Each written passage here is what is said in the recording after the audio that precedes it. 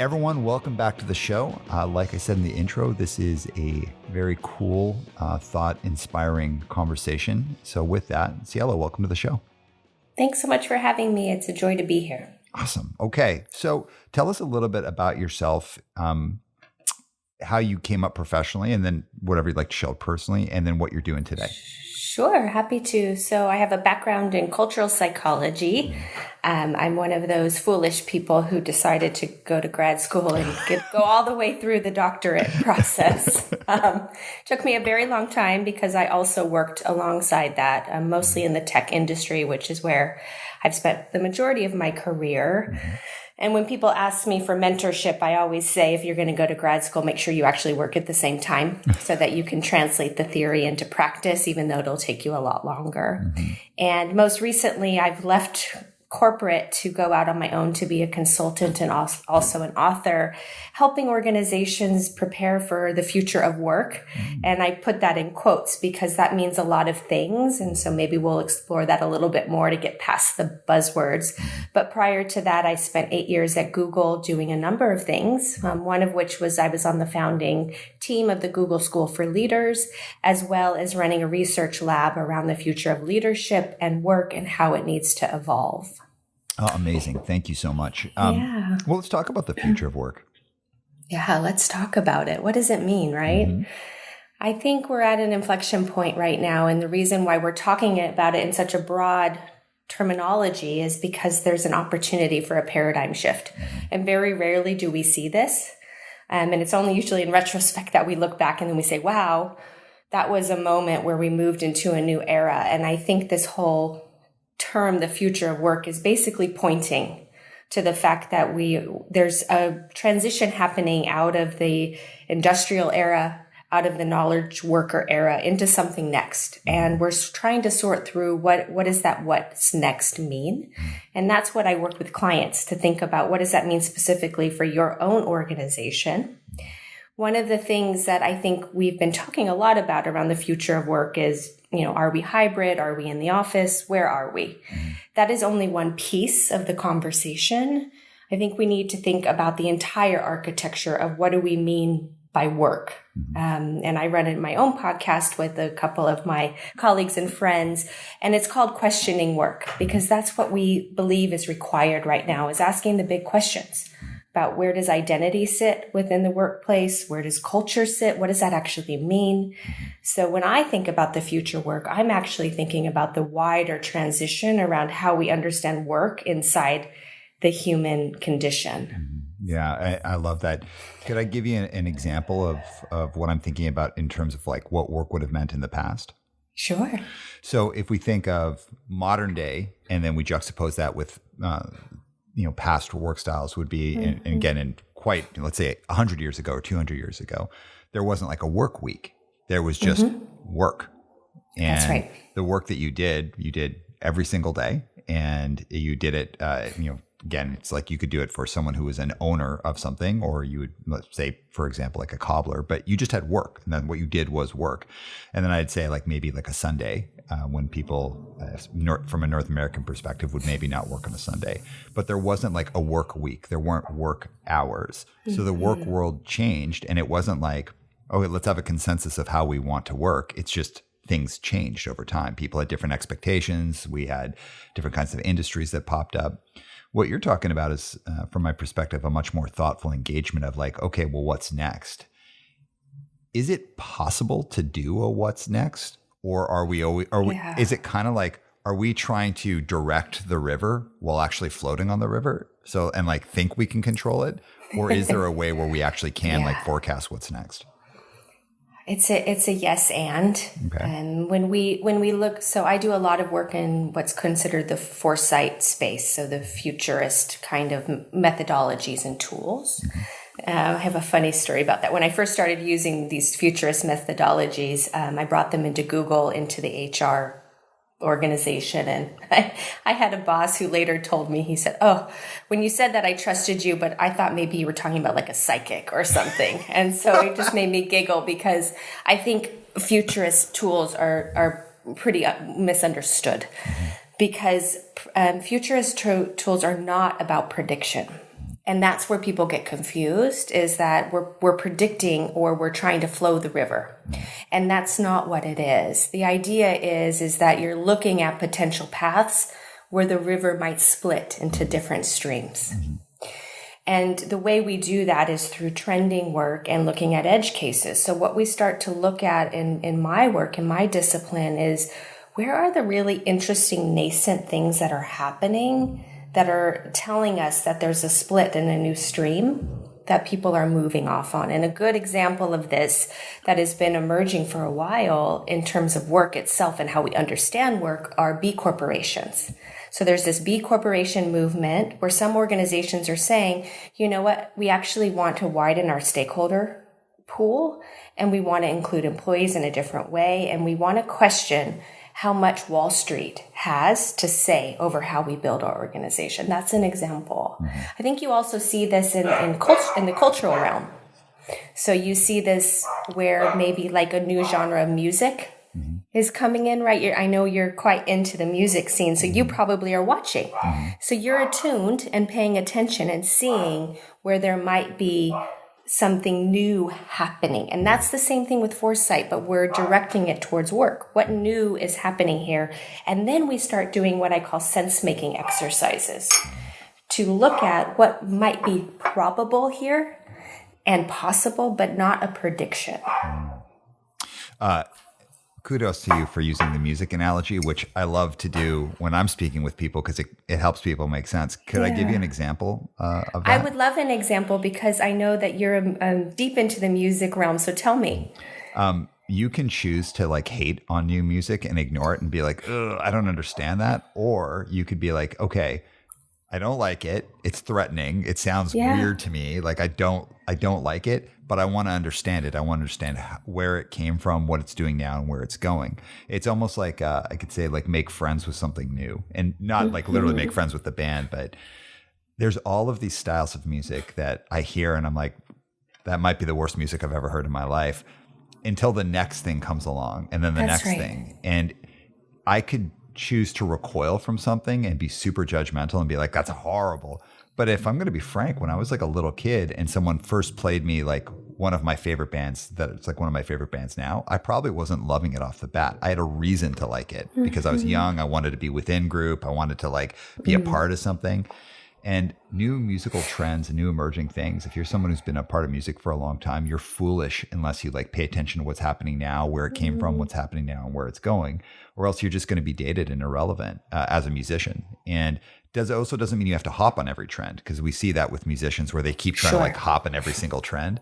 I think just gaining an appreciation and understanding for what's happening now and where it's going is super important to being relevant in both your taste and your output as a musician. So if I put that over to a company, I think it makes the same thing. It's like you don't have to hop on every trend, but you should definitely understand what's going on and not recoil from it. That's exactly it. And I think this is exactly true for leaders. And the job of leadership right now is to be a sense maker, to be a wayfinder. The job is not to know. And I think that's really uncomfortable because leaders have been rewarded for giving very clear direction, for commanding that this is the vision and this is where we're going together. And it's a very different set of skills to widen the aperture and say, okay, let's look. Let's all look at what's happening. Let's all be wayfinders together and sense makers. That's a whole different skill set.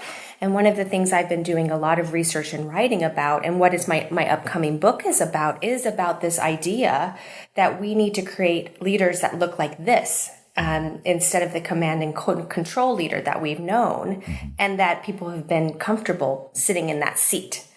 So what does that look like instead is a real question. And to your point about every trend, like the point is absolutely not to hop on every trend, and nor should you, because that's when you just start replicating what everyone else is doing. That does not differentiate you at all.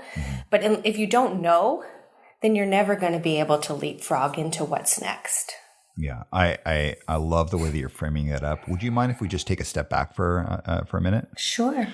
So for our audience, because it is like relatively new thinking for probably the majority of our audience, could you tell us a bit about B corporations and why that's such a like interesting way of reimagining things? Yeah. So The way capitalism, this is a very broad statement. I know I've asked you like a big one, so whatever way you want to tuck into it. The way capitalism works, at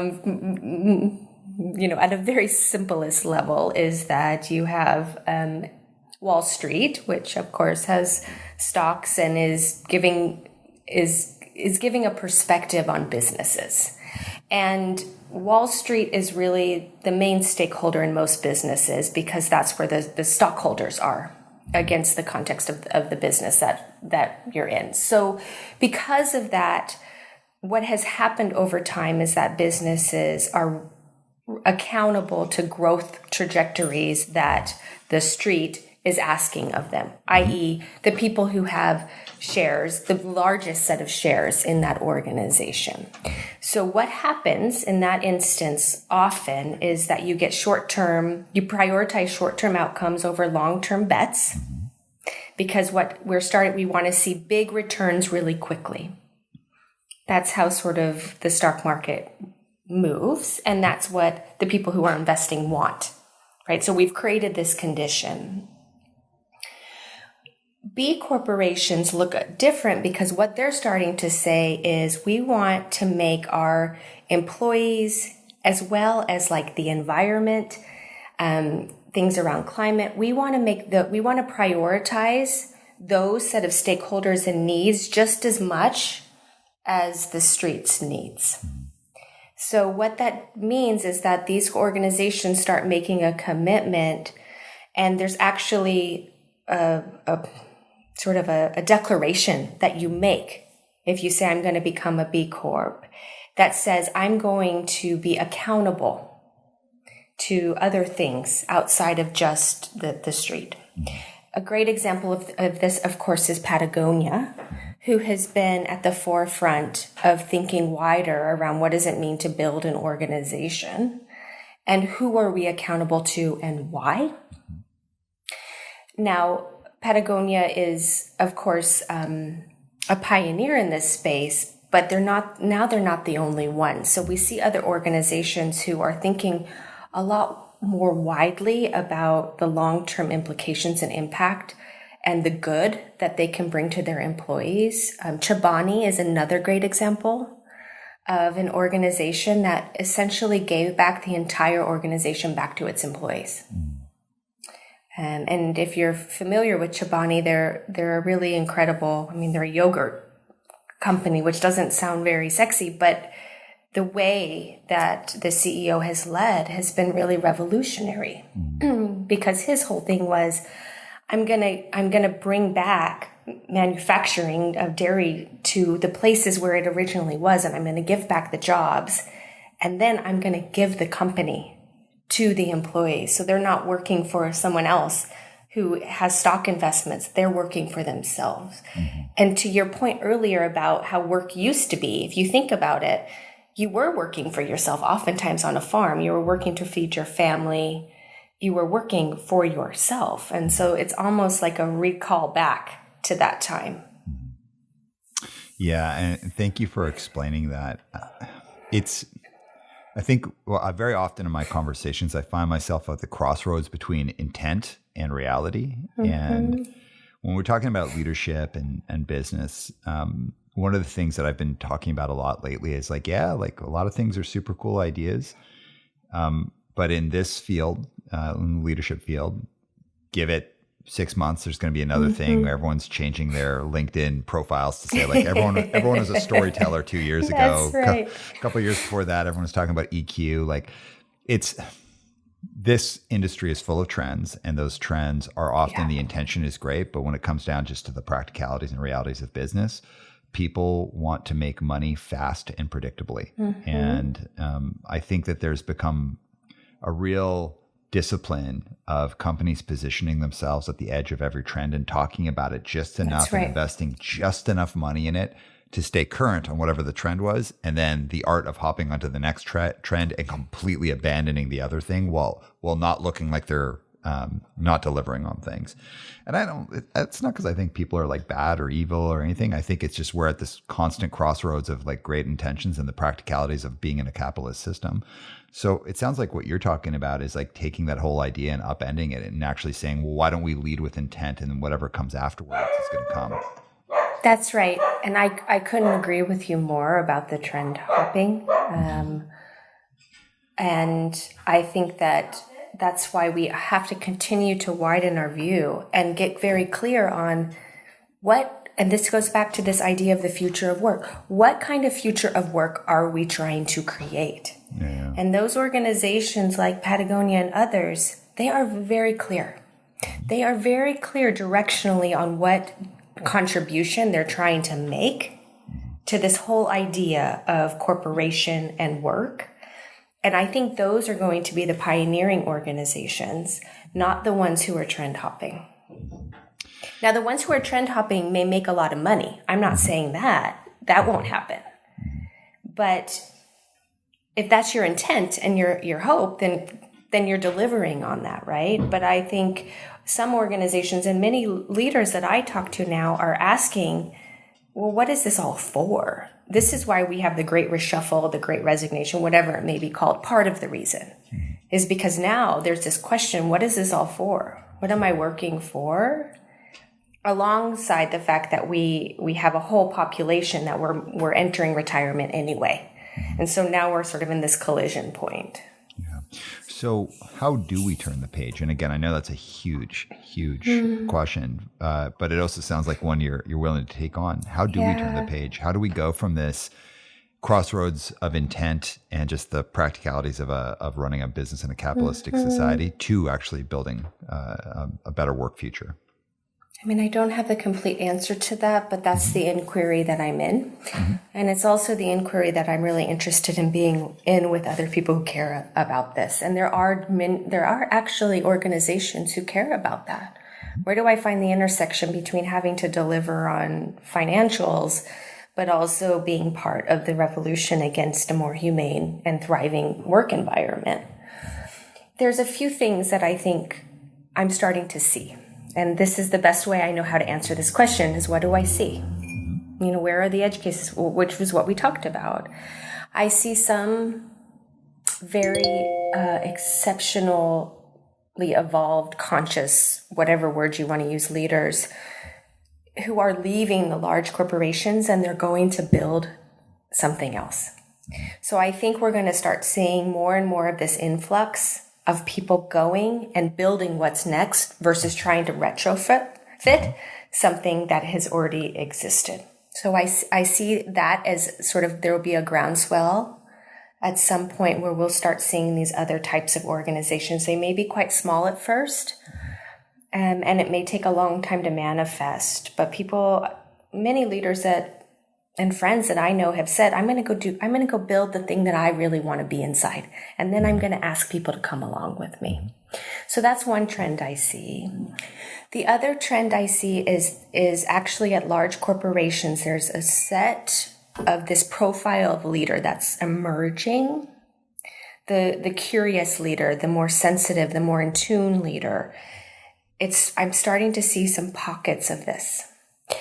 It's not widespread, but if you look, you'll start seeing. And I think you can see this both at the country level. If we want to look at current events, we can point to, of course, the Ukrainian president. We can point to Jacinda Ardern. We can point to some of these different types of like actual government leaders. And then inside corporations, I'm sort of watching and looking, and it's hard to name people because it's like, will they make a mistake after I name them? But one person I'm really taken with is the president of Novartis, who wrote a book about curiosity and about leading with that orientation. So those are some of the things I'm sort of watching and seeing.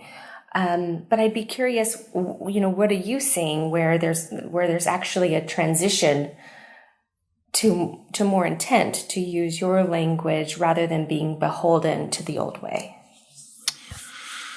Oh, thank you for asking me that.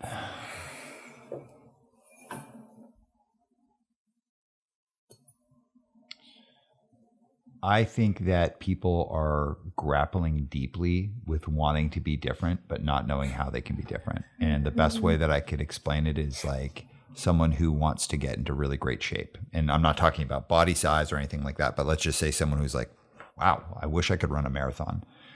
And it has done some short runs before, long runs or whatever, but they want to get into like a marathon space. They practically know they could do it. Like the practicality is there, and there's millions of people who've run marathons, and maybe even they've gotten pretty close to running, but they just don't know how they can structure their life around it. They just can't figure out how to, they've got too many commitments, too many times. Maybe they've got a bad knee and it's hard for them to be consistent with running. I see people struggling, I think, more with like real deal, like I actually want to do that, but also fundamentally just like, I don't know how I get all of these things to be different. And I've noticed that to be quite a bit different in the past few years, where I think previous to this, and maybe these were just the orbits that I was in, where people consistently could talk a big game about it, and they were really good at hiring people who were into it, but disempowering those people in kind of a sneaky way. So the change couldn't actually happen. Now I feel like maybe things have changed, or maybe I'm in a different orbit where I think the leaders that I've come into that I've come to know, that I've seen, and also that I read about actually do want these changes to happen. But they, again, just like get into that marathon, they're like, I just don't know how I do it. And that's why I think what you're talking about and the work that you do is super important. I mean, we play in adjacent disciplines, but I like yours is quite a bit different. I think that companies right now need to double, triple, quadruple down and getting like really strong consultants in to help them do that, because I think when you're locked in the system, getting out of the system on your own is like too hard. Exactly. Did I answer your question, or did I talk around it? I think we only can talk around this type of big question. So that's how I think we come to sort of an answer. So, and maybe that's a philosophical point of view, but I think it's really hard to name and nail when we're trying to explore large concepts like this. So I think it's the right way for us to be talking around this, as long as people can hold it. Yeah. And if I was just to shorten my answer, where I think we're at is more than ever, I see leaders actually truly wanting to do this, not just talking about it, wanting to do it, but they just don't know how to do it. And it's because they're too stuck in the system, like the existing capitalist system. And they need experts who can help them and who they will trust enough to be like, we're just going to empower you to help us get there. And that's not abandoning leadership. It's about saying, I actually, as a leader, I just don't know. I can't do this. I need you to help me and us get there. I see more willingness than ever now to do that. I do too. There's an opening, and we just sort of need to walk through the door. But one of the things I think about a lot right now, speaking of sort of walking through the door, is the courage that requires, because we're talking about inner work. We're not talking about skill sets, like learn some negotiation tactics. Right. That's not what we're talking about. We're talking about an inner transformation where you actually change from the inside out, and then you fundamentally cannot be the same anymore. And because of that, we start getting into the edges of things like ego and identity. And I'm a leader and I have power. So do I really want to, what does it mean if I let go of that? And how do I have impact if I don't have this powerful leadery thing happening inside me? So we're at the edges of a different type of transformation that's a really human one, and from the inside out, and that can be fearful. So there's a courageousness that I see inside these leaders that maybe you see too.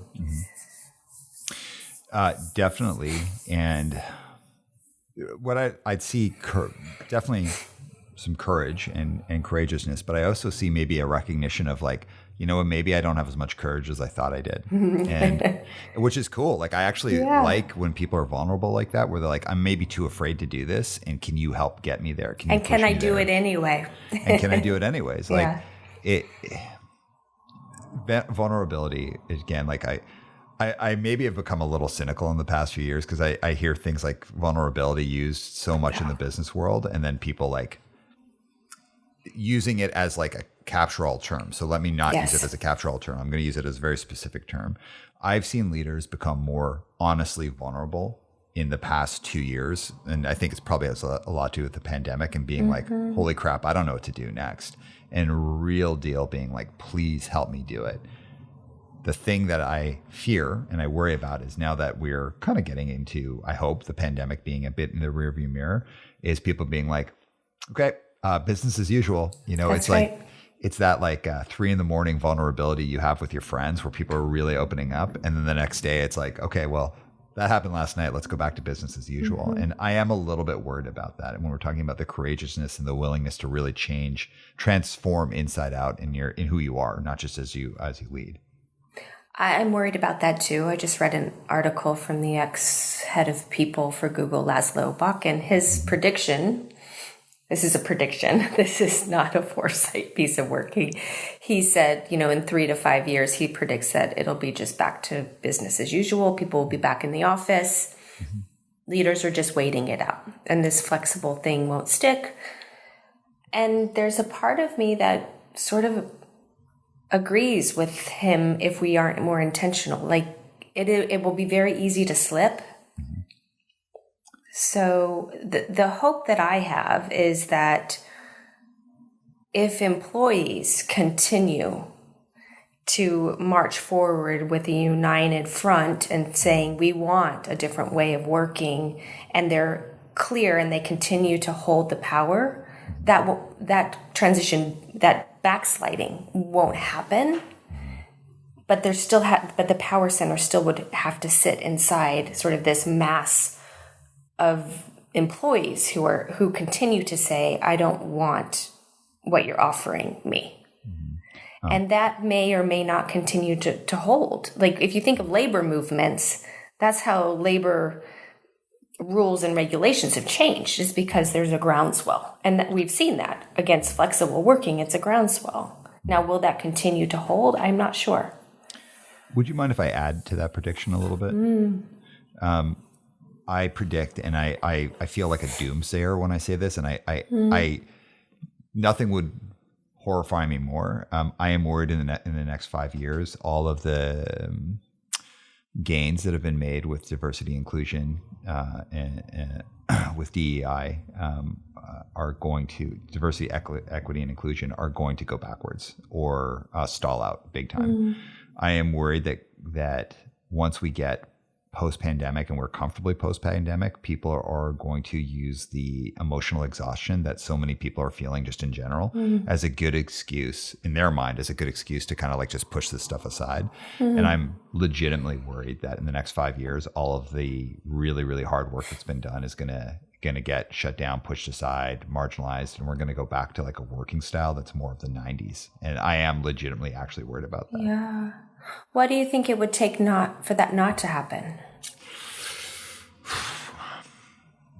I think that the way that I think two things have happened. I think that your average worker has gotten really good at navigating these conversations in a way that looks like they're engaging in it, and they're just agreeing, and they're like, yeah, totally. Because I think that people have learned the cues of how to seem like you're agreeing with something. And if anything, I've heard more and more people say, like, in kind of private conversations, like, oh, I just agree with whatever, because like, I don't want to get involved. I don't want to say the wrong thing. So I think that in North American society, people have learned how to just go along to get along without actually putting any skin in the game is one side of it. And on the flip side, I think that some of the conversations are not skillful in terms of like trying to get people to talk about it. I think that there has been there's been a cultural fear that's taken over around this in a lot of places, and people are afraid to engage in a way that they feel they can be safe. So it's just, again, if we talk about a crossroads of intent and practicality, it's like, we need to create this change. It's like super obvious. All the research says it, but I think that people are have become terrified to engage in it, and have become very, very skilled at just being like, oh yeah, I'm totally in, whatever. And then just keep going and doing whatever they do. And I'd be delighted if I was wrong about both of those things, but that's what I see in my day to day.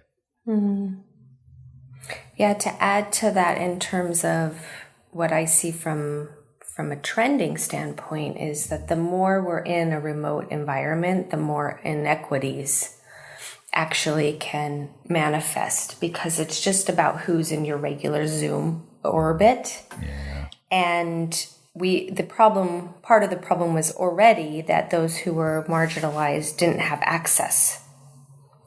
So now we've actually created another barrier to access, because who gets invited to that Zoom conversation will continue to be a challenge to make sure that people can get sponsorship and run in to the right people in the digital world. It's has to be architected. It can't be. It won't just happen. And I guess I start going to then. So, what are the moves that we need to make now to prevent this from becoming, dire? Not saying it's not already dire, but to prevent us from backsliding. Well, something. And sorry, are you asking? Yeah, I'm just curious. Yeah. I mean, what might be some ways? Well, I think like a clear recognition, human beings across the world. I won't just talk about North America. We're emotionally exhausted. We are exhausted. This has been a nightmare scenario past 2 years. And for some people, it's been far, far worse. For other people, it's been not as bad. But I don't think anyone's walking out of this and not feeling like at least a little bit tired, if not totally exhausted. And I am legitimately worried that the exhaustion that's coming here has made people like, it's almost like compassion fatigue. Like I can't be compassionate about one more thing. I think that the way that we can start hopefully counter this. And by the way, when I say counter this, I can't say I'm right about this. It's just what I'm observing with people. I'd say the way we counter this is have like a real frank conversation. I know we're emotionally tired. I know we're all wasted. We don't want to have one more initiative. We don't want to have one more training. We don't want to have any of these things. We're exhausted, and our compassion is probably at all-time lows because it's just been 2 brutal years. I think having that frank conversation and saying, and we are still going to do it, but we're going to do it in different ways. We're going to switch up the trainings. We're going to switch up the conversations, but we are going to do it. Because it's almost like, when you're talking to someone and they're too tired, and they're sitting in a seat, but they're too tired to listen to you. You could just keep talking to them, and then you've completed your job. It's like, well, I was supposed to have this conversation, but that person's uptake is going to be 0. I think there's a recognition of like, from a workforce perspective, people are exhausted. They're tired. Some people just want to do things that are box checky. And like, I just want to feel I'm getting traction. I'm getting ahead. I'm doing the things. I want life to be lighter. I want life to feel good. I think we have to be like, yeah, it's totally valid. And people do that. And we can't let this work go to the side. So maybe we talk about we're exhausted. We're tired. Maybe we're at an all-time low around our compassion. And we're still going to do this work. Let's figure out together how we do it, and maybe invite people into that discussion of like, how do we keep it going without either turning it off or going and not having an active audience. Does that make sense? It does. Can I offer a reframe on something? Yeah, please. So one of the things that I have been compelled by lately is the difference between empathy and compassion. And I suspect maybe if we do a little reframe, then it'll help people feel like they can hold some of this. I completely agree that we're out of fatigue, leaders in particular. And I think it's empathy fatigue. And empathy is very specific in that it's, I feel what you feel. And so then I'm having my own feelings, and then I'm having your feelings. And no wonder I'm tired. But if we think about compassion is you have your feelings.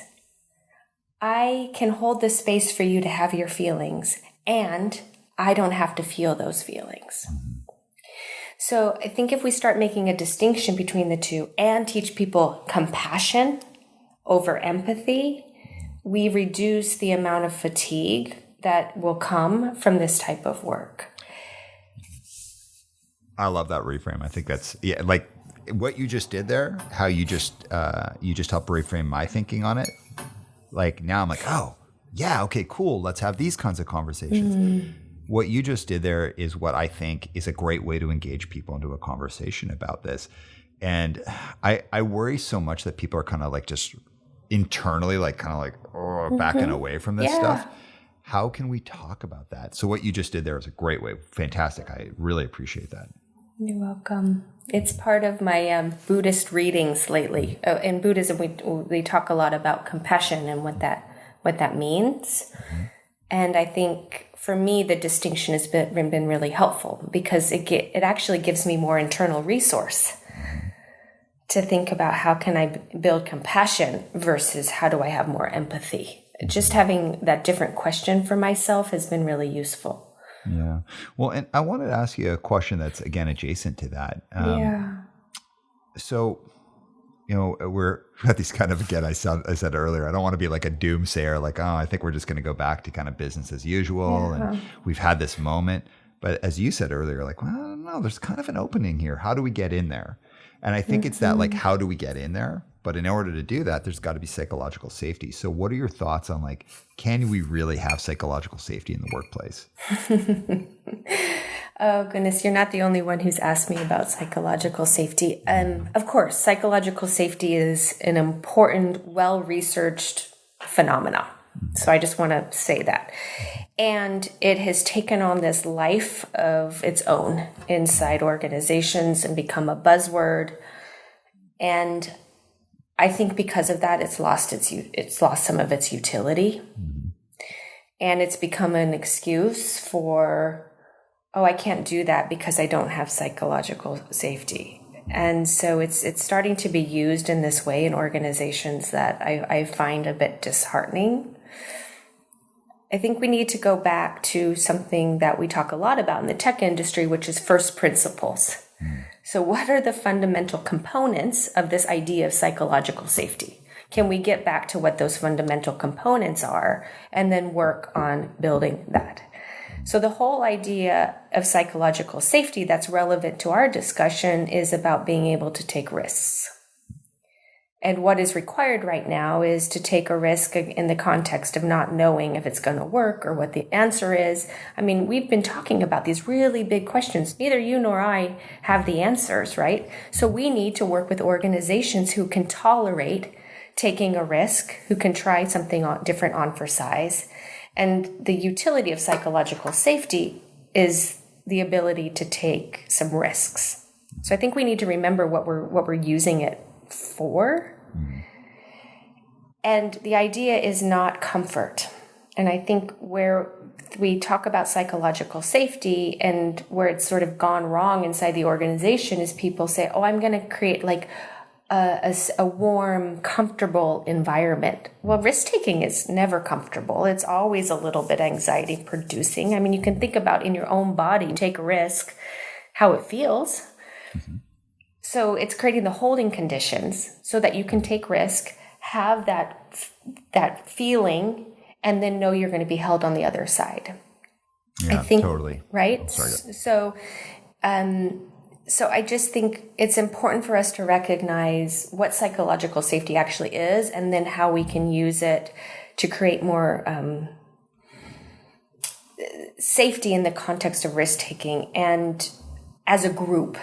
It's not about me one-on-one. Do we trust each other? Do we feel safe taking risks? It has to be in the group condition. Yeah, I agree wholeheartedly. Like I love chopping it up. Like let's talk about like the big things. I want to get into that space, and as an individual, I'm super comfortable being in all sorts of different kinds of conversations, even if I don't know at all what I'm talking about. Like, yeah, let's talk about it. I'm super into it. I want to be there, and I'm always saddened or shocked when people are like, well, no, I'm not comfortable having that conversation. And if it's a conversation that doesn't have any stakes, where there's nothing inappropriate about it or threatening, but it's more like conceptual ideas and let's take a risk together. I think that like idea of it's okay to take a risk and know that you're safe to take the risk. It's not about like everything should be totally child-proofed so that we can have a conversation. Right. It should be that we can all go in and have a tough, like wild, like theoretical conversation. And on the end, everything's cool. Like we can disagree, we can have the things like emotions could rise, but we all trust that we can have that. And on the other end of that conversation, everything's going to be cool. That's right. And I think that requires two things. So yes, psychological safety in the context of the group and the organization, but it also requires what we just talked about, which is the inner work to figure out, how do you hold conflict? How do you hold discomfort? It's not even conflict, it's just discomfort. Yeah. And we have to teach ourselves how to do that again. Because the group, you are part of sort of the system in that group. And so if you can't handle the discomfort and us being like a deep argument that's, heated, and then we walk away and we're like, we're good. If you can't do that, then the whole group will disassemble, because every piece of the group has to be willing and able to step in to do that. Yeah. Would you mind if I add kind of a contrast point to this? Do you remember, I don't know, let's say 8 years ago, where authentic leadership was like a big trend and everyone was talking about it? Yes, I do. All right. So when I was coaching at that time, I started noticing the way that it was being kind of weaponized, the way that we're talking about psychological safety, where you give someone some coaching and they'd be like, I can't do that. It's not authentic to who I am. It's That's like, right. Well, wait a second. I'm asking you to not yell at people. Like, it's like, oh, well, it's just not authentic to who I am.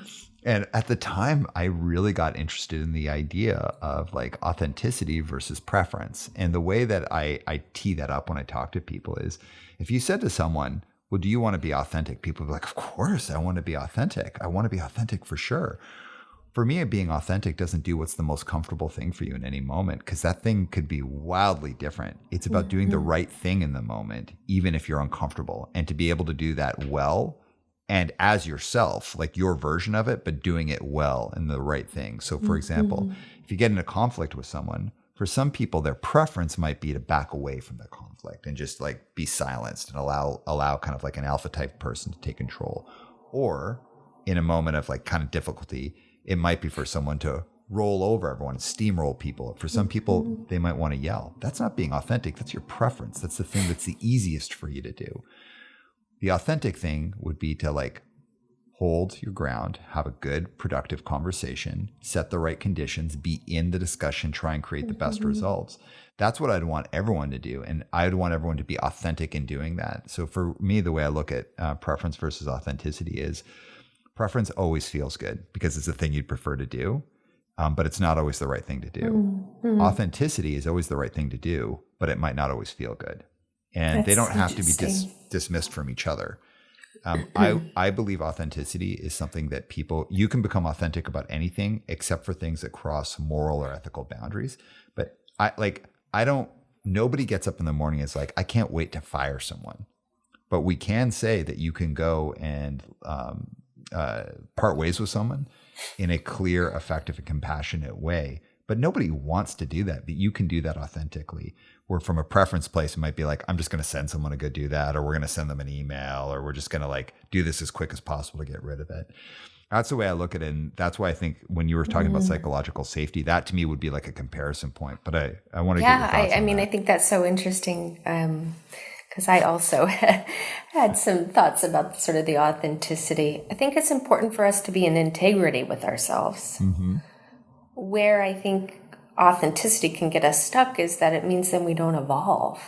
Totally. So whether it's a preference or a coping mechanism, I think oftentimes the way we enter into conflict is really a coping mechanism that we learned during childhood, frankly. Totally. How do I handle? So if you attach to that as your authentic self, as your identity, then you can never change and never become more. So that's the danger and the idea of holding close to this idea of your authentic self. Frankly, I don't even know what that means. I know. This is like why I get a little in a tree around these like trends. So can I just go in on storytelling for a second? Sure. Let's hear your ideas around storytelling. Okay. So as you know, I grew up in the punk scene. So like, I'm like a music guy and I approach things from that kind of critical point of view. And I will also say punks are overtly critical about most things and can be like quite toxic. So like I'm trying to only bring what I think is like a healthy critical eye to things. But I remember this is like a few years ago, and I'm sure you remember this well. It's like suddenly everyone's a storyteller. I consider myself a storyteller. Well, that's cool, but do you know what storytelling is? It's a very specific thing, and it's like, and anyone could learn it, but it requires like a really intentional understanding of going to learn something. It's almost like if someone was to suddenly say, like, I consider myself a therapist. Well, the therapist is actually like a very specific thing, and before just putting that in your LinkedIn profile, you should really consider what that actually means to be a storyteller, because storytellers come from a tradition, and a lot of those traditions are rooted in like within like very specific groups that have their own practice about it. And within groups like tribal groups, there would be certain people who held the stories. It's a very important, honorable, important distinction. And I think this like willy-nilly calling yourself as a storyteller is like a poor practice. And it drove me crazy that suddenly all these companies are like, let's tell you about storytelling. It's like, well, what's that based in? How do you know how to do that?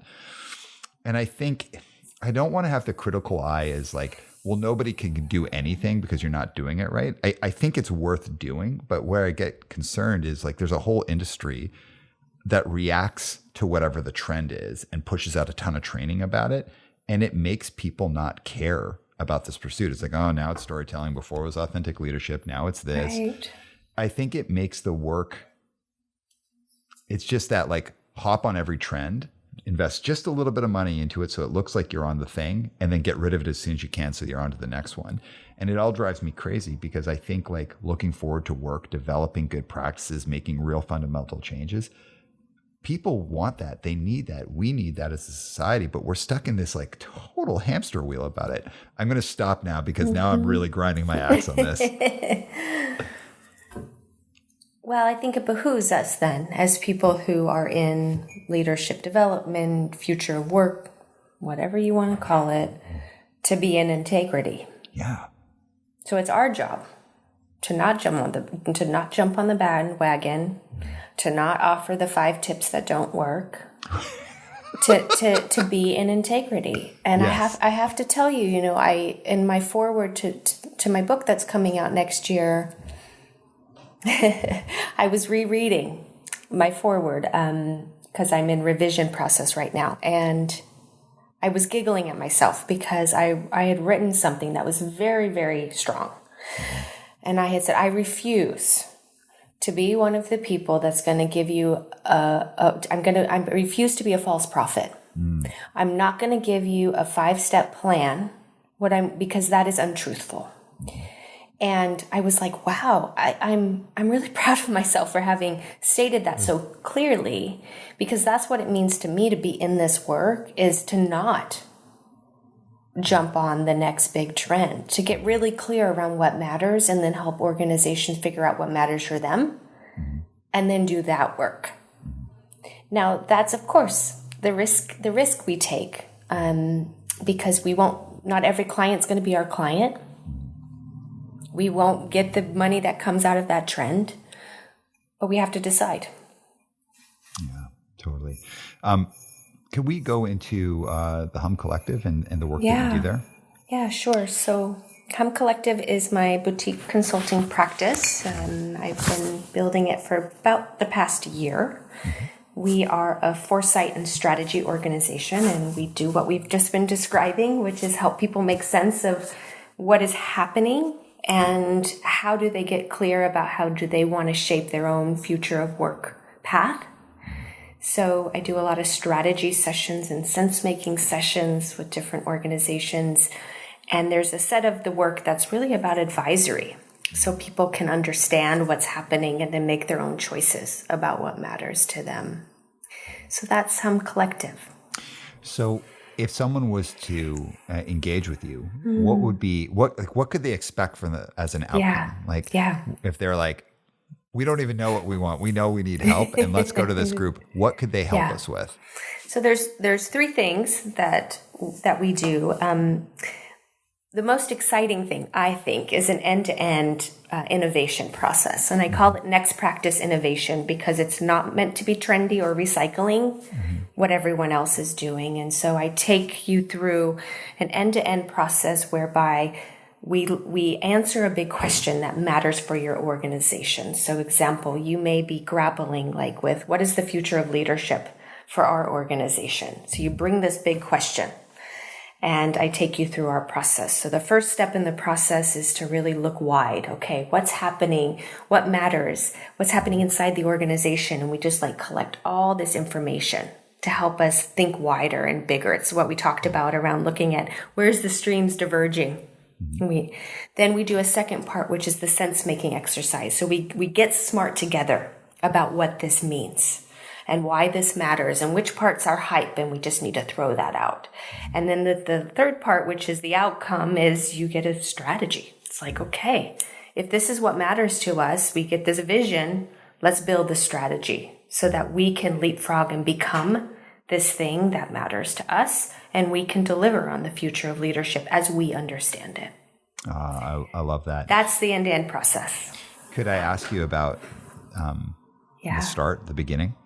The beginning. Yeah. What would you like to know? Okay. You have a storied career. I mean, you've done some stuff, and it's cool, really cool. What would lead someone with such a significant background that you have to go out on your own? Because as we know, and I think we could comfortably say, it's scary as hell to go out on your own. Indeed it is. It's obviously I worked at Google, which is a very privileged place to be. And I could have gone to another big tech company or stayed at Google. Sure. I think it goes back to what I make sense about what my work is.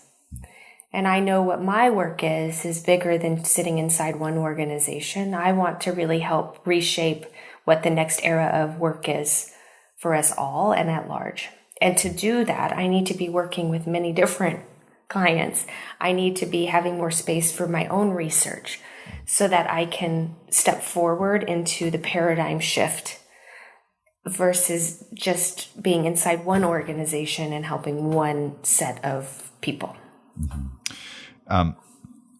Was it always, and I'm going to use myself as an example if you don't mind. Yeah. I was never intended to not have my own thing. And I realized that at one point when I was young, I was like, oh, I got to be my own boss at some point. And it wasn't because I thought I wasn't going to find a great leader or anything. I just had this burning desire to put my flag down and be I want to do this thing. This is the thing that I'm going to build. And I didn't know what that thing was. I knew when I was a fairly young professional, it's and I was a therapist at the time. I thought, okay, I'll probably have my own private practice. Maybe I'll grow the practice, involve other therapists. And then I ended up starting my own consulting firm. Yes.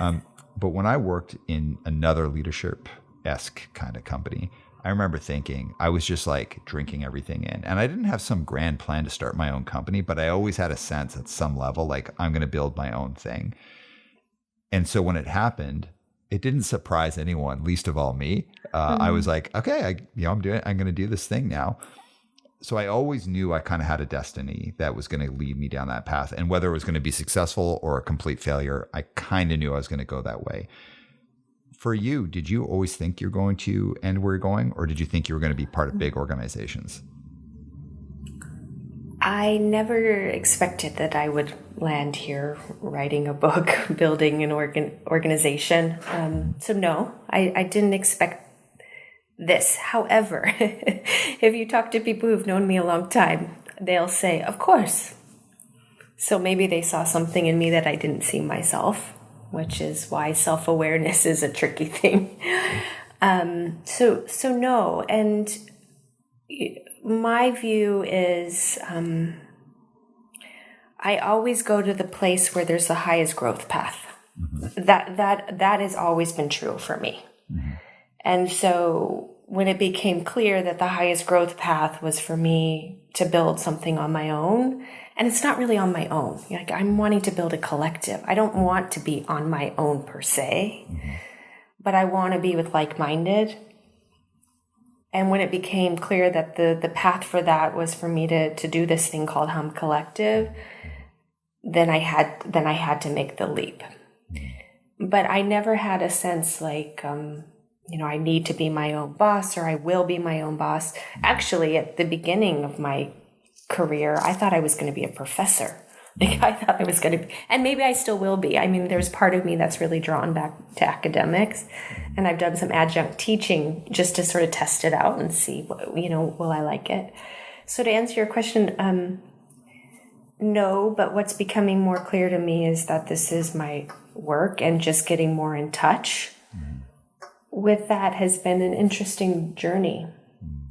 It hasn't been easy, I have to say. There's a lot of identity and questioning and unraveling when you leave a big corporation, which those of us who have know, because I talk to many people about it. It's not easy.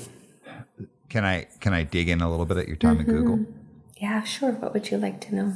Well, when you were in there, how much of the stuff that you do now for others were you seeing as an opportunity to be done in Google? So essentially, were you kind of like psychologically building what you were going to do in the future because you saw an opportunity for it to happen real time where you were? Yes. So my path to doing research and strategy, really building an innovation path, happened inside Google. So I was working as an organization development person, helping leaders and groups become more effective. And I had a very clear moment inside that work where I realized, there's something about this that's not working. So maybe all these tools and practices that we've been using and preaching are coming to the end of their utility, or maybe some of them are. So I had this inkling, which is typical of me.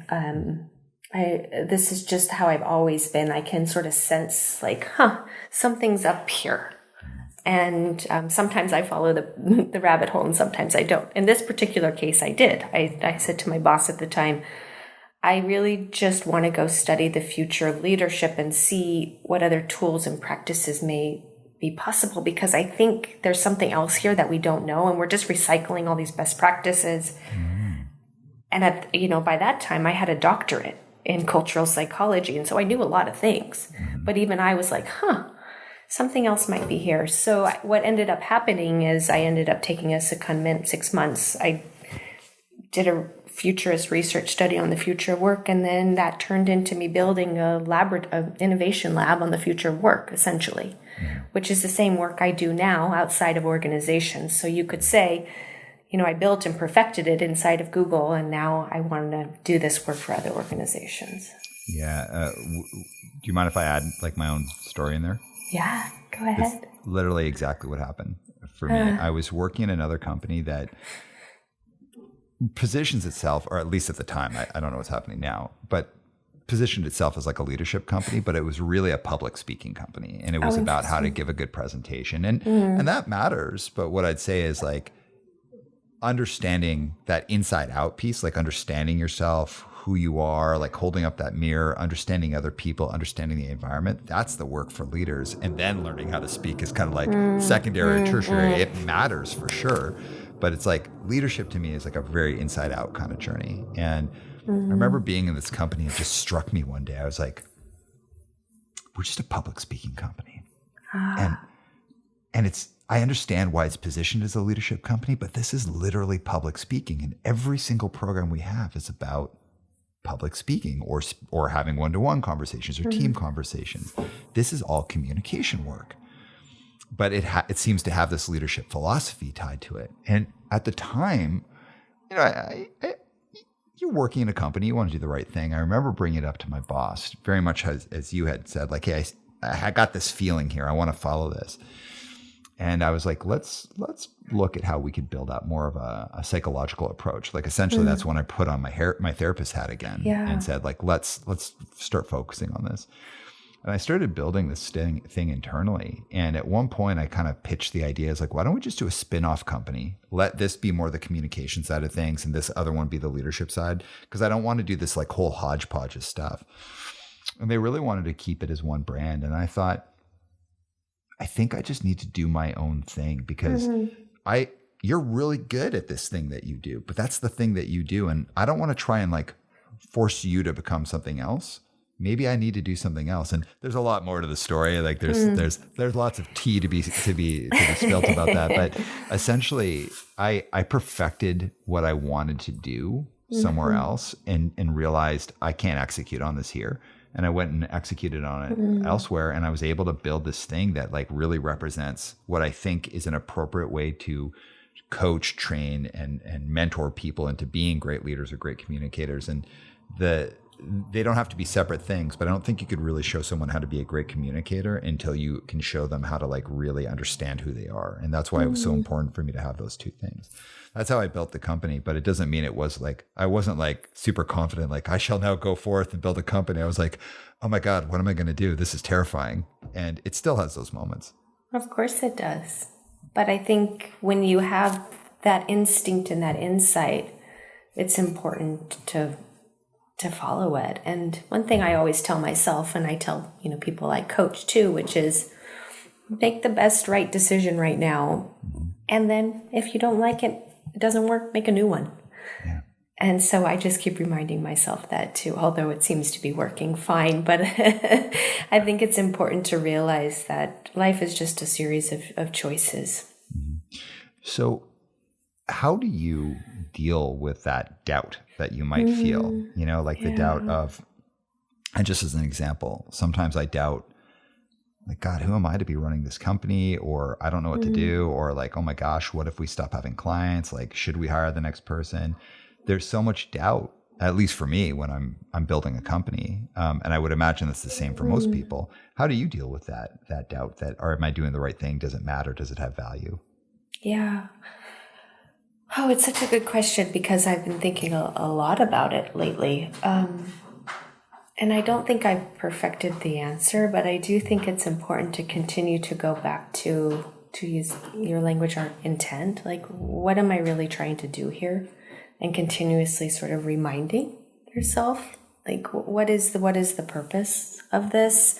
And going back. And then the other thing is about internal resourcefulness is, where can I find my own stable ground, and making sure I have a set of practices that I'm doing regularly to find that stable ground? Because I think a grand fallacy around change is that you need to disrupt everything. Like, that's a recipe for disaster because human beings can't handle that. Yeah. So for me, I've just sort of locked really heavily into my stability practices, which has to do with my yoga and my exercise and meditation. And my friend group, we meet regularly and we have these deep conversations that sort of give me juice back. And so that part of it has really, really helped. And then with the other pieces of the doubt is, I sort of let it be there. I look at it. I'm like, I see you. I see you. And then once you sort of acknowledge it and see it, it just sort of it dissipates. It doesn't have a place to sort of grow and live, right? Versus trying to ignore it. And those are the things I have right now to try to make it through. And of course, the anxiety I would say, I don't doubt the intent of my work or the value of my work. Sometimes I doubt my ability to articulate it for other people to understand it, for people to want to buy it. Yeah. But at the same time, if I flip it and then I look for proof points that those things are not true, I can always find them also. Yeah. Yeah. And I don't know if you experience this, but sometimes I'm like, I'll get really hyped up on something and I'll be like, God, like we're doing great, or I'm really good at this. And I'm like, damn, is that like totally arrogant and super awful to think so highly? And then I'll go into this really intense spiral of like looking at all the negatives. And a discipline that I've really tried to focus on is just like, feeling good is good. Like, you should feel good about your work, and you should let your clients tell you you're doing good, and you should let your clients give you feedback. You should let your team give you feedback, and not always have to be like, I shouldn't feel good about this, I'm not doing good enough. It's been a really intense discipline of mine, is to like let yourself ride the wave of feeling good, while also trying to be totally honest with yourself when you have to ride the wave of feeling bad. Because I think when you're starting your own thing, it's good to doubt yourself, but it's also good to totally believe your own hype once in a while. I think we're so wired to believe the negative that you don't even have to try to do that. Like, some of my friends and I, we have a joke. We're like, okay, we're the hype squad. Right. And the whole idea is that when you have a win, a teeny tiny win, I tell my hype squad, and then they hype me up, because where else am I going to get that as a founder, as an entrepreneur, right? No one's over here high-fiving me. So I've had to create a hype squad, and I don't, and it's very uncomfortable for me, because usually I'm in the place of where I'm like, how can I do better? I'm a bit of a perfectionist, and so this whole idea of having this hype squad has really helped me, because it's helped me see I am making progress. Because there's going to be no grand reveal of a thing. It's going to be progress and time that is going to create something of value. Heck yeah, I love that so much. Could we talk a little bit about how your thoughts on unpacking your identity when you leave a big organization, or any really organization, but especially a big one? Like how can someone who's played in a big organization, especially Google, like legendary company like that, how do you really unpack that so that you can be who you are? Gosh. Oh, my best advice is work with a therapist. Work with a professional. Yeah. I think you need to work with a professional to figure out, where does that organization end and you begin? And I don't have the 12-step way to do that, other than to really give yourself the space. Yeah. It's a long journey to unpack that and to rediscover who you are outside of that. So just giving yourself the time and grace and the support. What has been something, as you've embarked in this new path, and we're going to circle back to the book because I want to hear all about it in a few minutes, but as you've been on this path, what's something that you've been delighted to learn about yourself that you didn't know about yourself when you were in Google? I think my biggest delight, this is going to sound silly, but because I have an academic background, maybe that's why, is that I actually know how to think deeply. And I've been able to rediscover that actually through the book writing process. And that has been such a joy, because working in organizations, it's like, tell me the thing in the quickest amount of time with the least amount of words and analysis. Like give me what we call it, Google, the TLDR, too long, do not read. And I have relearned how to be a critical thinker, and I find so much joy in that. I really do. And that's part of the reason why, I've spent so much time in academics learning. And that's been really fun to remember that about myself. Heck yeah. All right. So since you've been out on your own, building your thing, writing this book, what's something that you've learned about yourself that you're like, I need to work on that? Oh, so many. Patience. That is up for me big time. I want to move fast. I want my vision to come to reality. And this is working on its own timeline. So I'm really having to work to be quite patient and just do the work. Just build the practice. Just take the step. Just lay the breadcrumb. It feels like they're so small. And so I realize that I have to have patience with the process, and that is really hard for me, especially coming from a very fast-moving industry. I want everything done yesterday. Yeah, totally. All right, let's talk about the book. So what can you tell us about the upcoming book? And what I'm super interested in is what's the point of the book? And when I say that, business books or books that would be kind of in that sphere, I think they got to have a point. Like, why should someone read? Yeah, why should someone read that book? It's not like a fiction or a nonfiction book where you're like, oh, it's gonna speak to my soul or anything. It's like a business book should have a point. So, what can you tell us about the book and what's the point? So the book is called Reclaiming Sensitivity. And the point is to help us remember and look to that internal resource we have, called sensitivity to help us thrive in all of this uncertainty. So it's a call to say what you need is inside you. Let's go back and find it.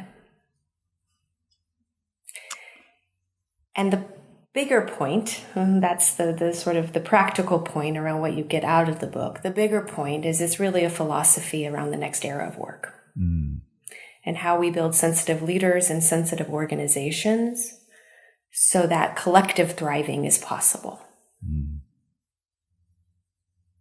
I love it. So what's the timeline that we're looking at here?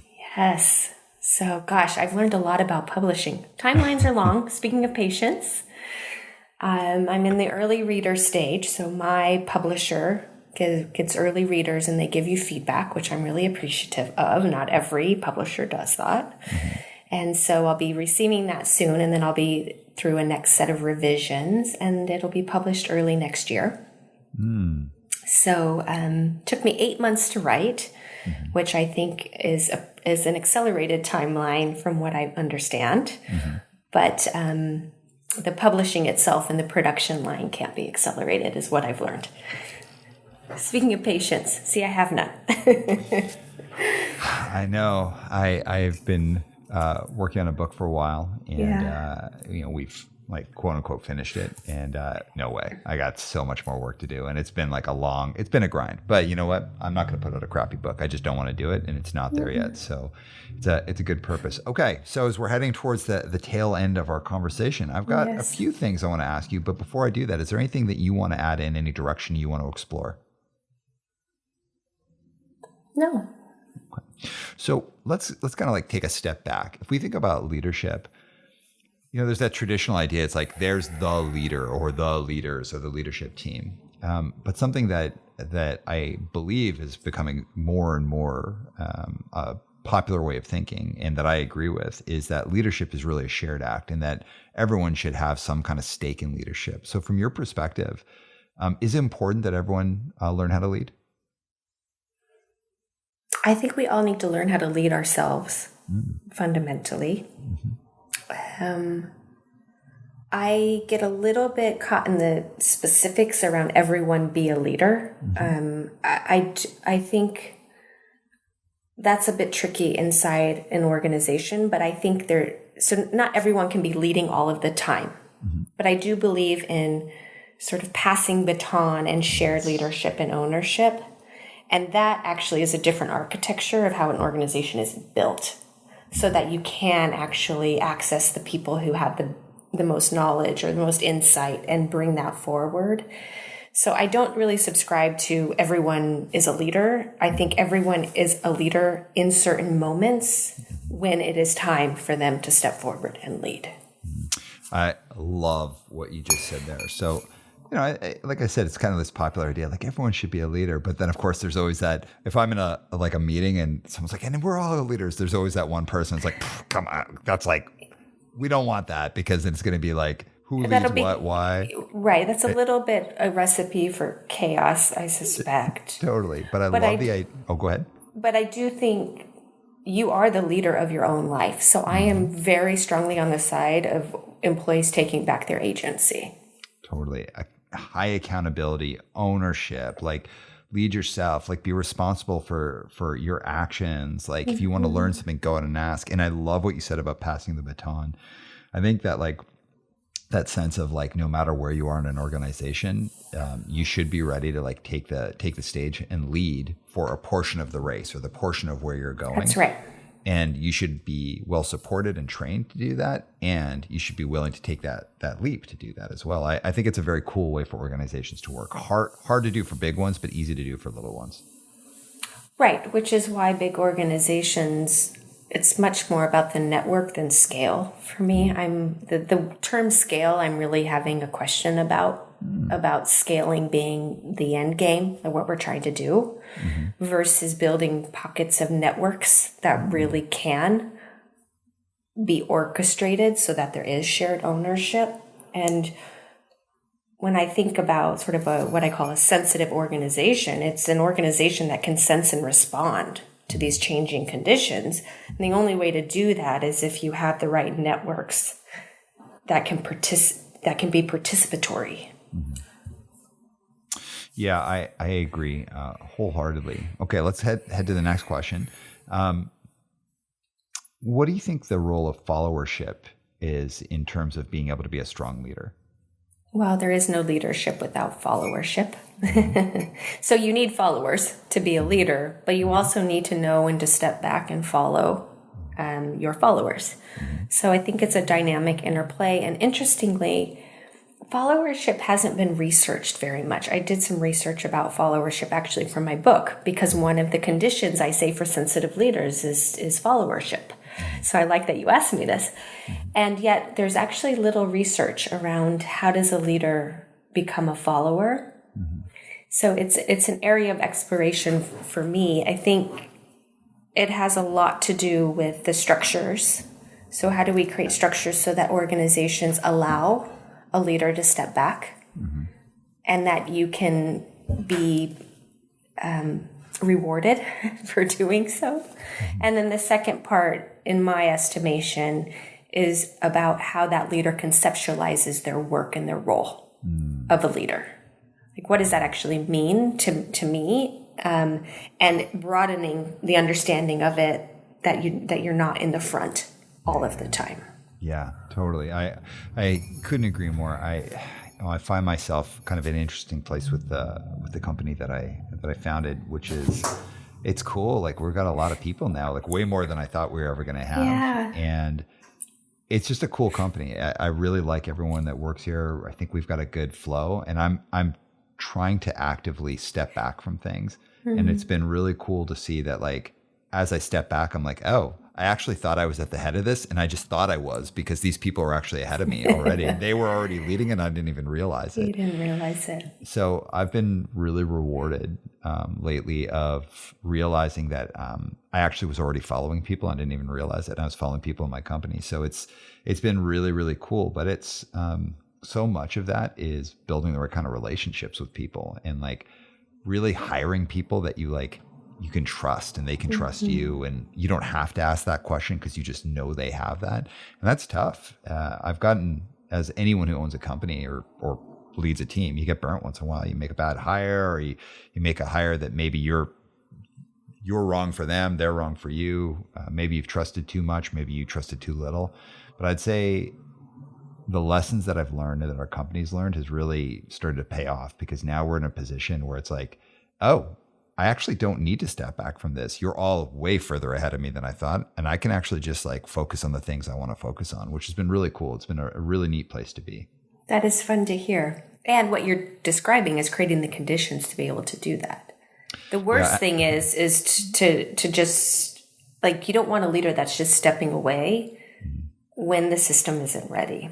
Right. So you also see people acquiescing, and then people are like, what? I actually need you to lead in this moment. So it's a little bit of a delicate balance.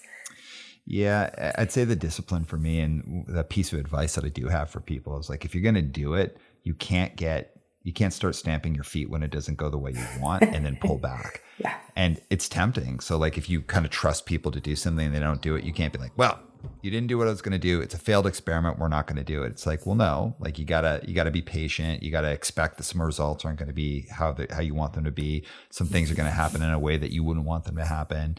Maybe you get a little egg on your face. You got to really be willing to do that. And I've been very lucky that the negative impacts of doing that stuff, and the times I wanted to stamp my feet, because like, I don't want to position myself like I didn't want to stamp my feet or that I haven't.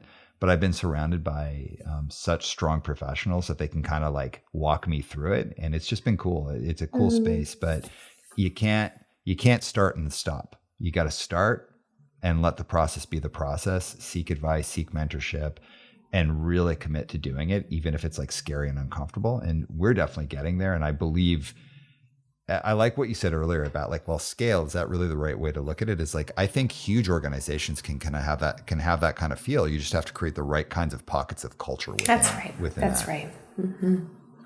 All right. Yeah. This is a question that I'm super interested in, because you're an extremely strong, precise communicator. And it's really fun to talk to you, because like, you can totally hammer out a question and get into that space. which is great. It's a compliment. I hope you're taking it. You're Thank fantastic. you. Am I a storyteller?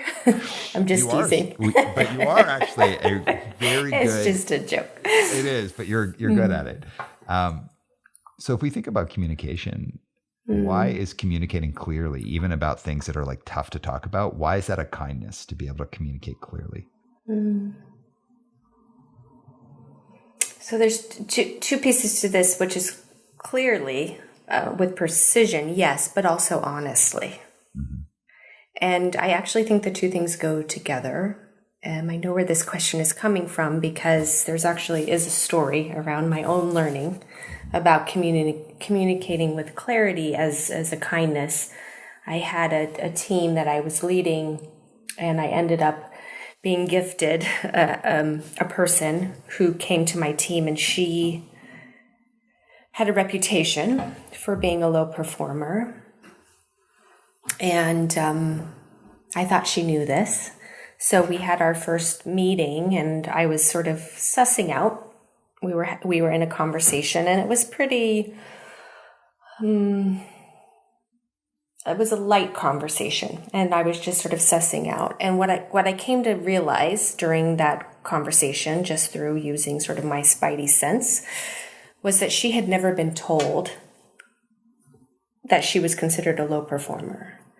So I started realizing the kind of disservice that had been done to her by all of these people essentially talking behind her back in calibration meetings, in manager conversations, where there was this whole analysis of her reputation that she didn't know.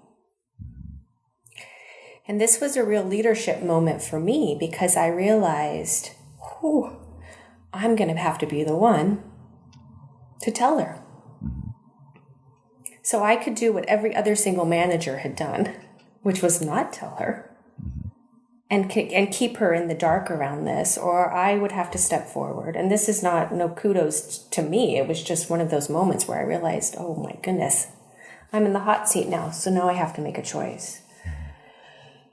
So I went back and I thought about the values that I had set out for my team, and one of them was kindness. And so I started asking myself, what is the kindest thing I can do in this moment? And I realized the kindest thing I could do was be honest with her and be clear. So I did. I went to her and I said, I want you to know that here's the reputation that is preceding you. And based on the conversation that we had, I'm not sure you know that. And so my job as your new leader is to help you figure out how do you remedy that, if that's important to you to do. That was one of the hardest conversations I ever had, but we ended up there was crying. It was a hard conversation. We ended up debriefing it later. And she said to me, when you talked about kindness as one of our values inside of our team, I didn't really know what you meant. But then when you told me what was happening here and you were clear about it, I realized you gave me the ultimate kindness. And that was one of the biggest lessons that I had in terms of what leadership needs to be and look like to be kind.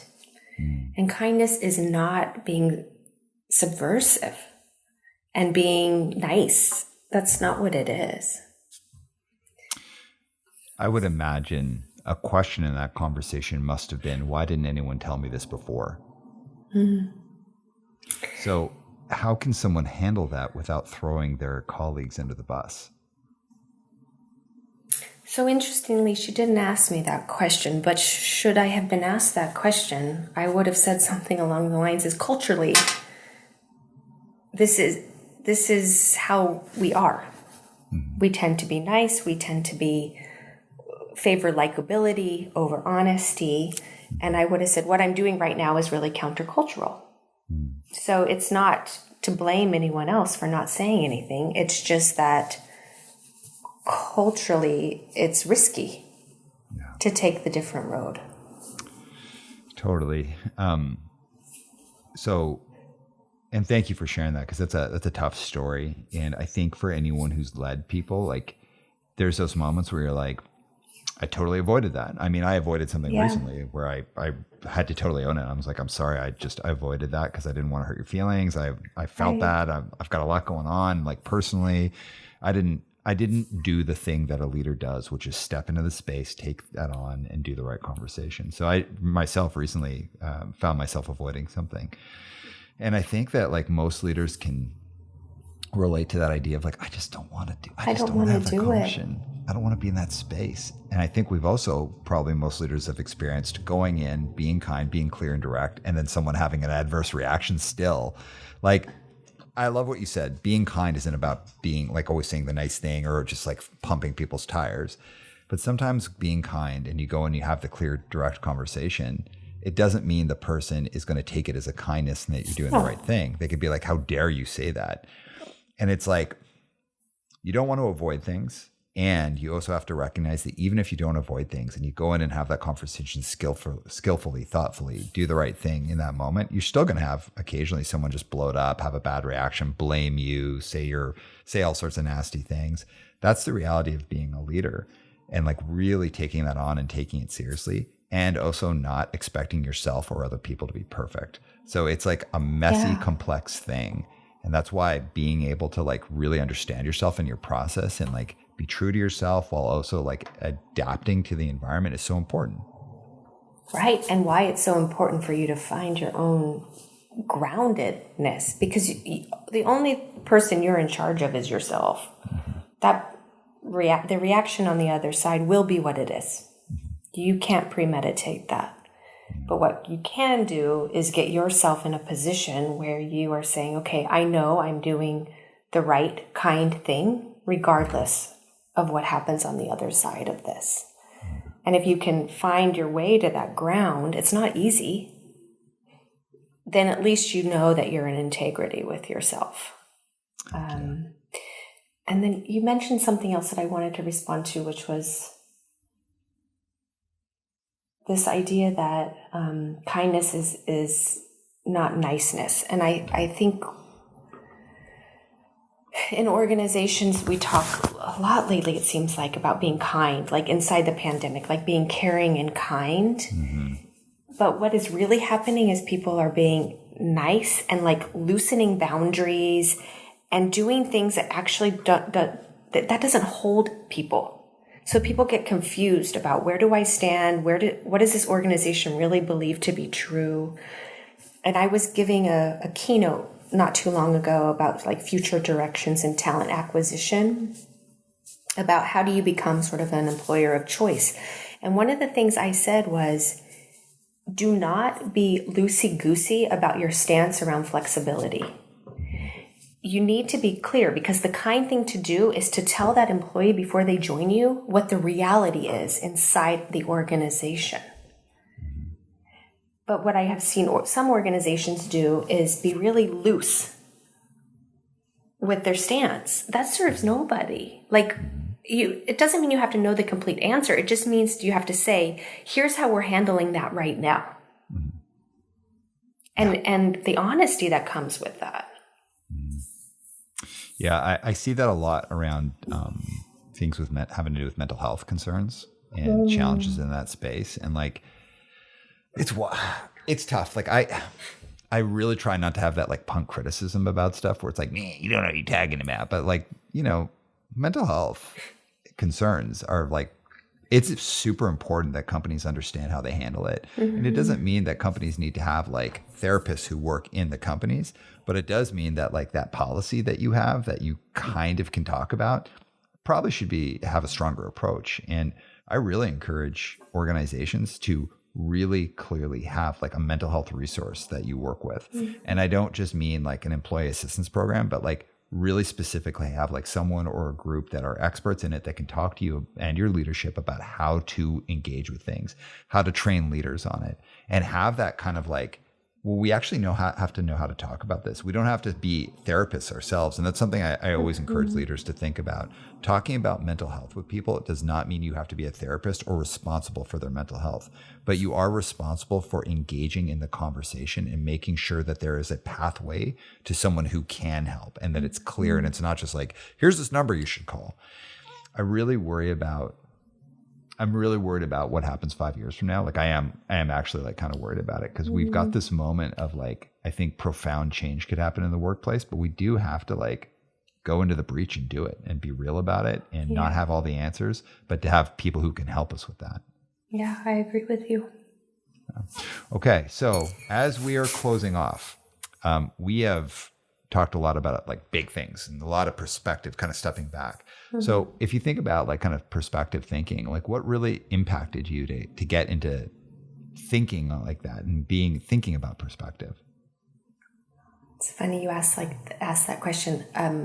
The quick answer is I've always been this way. I've always been this way. And what I've done over the past many years, including in my book, is a decoding of how do you get this way. Yeah.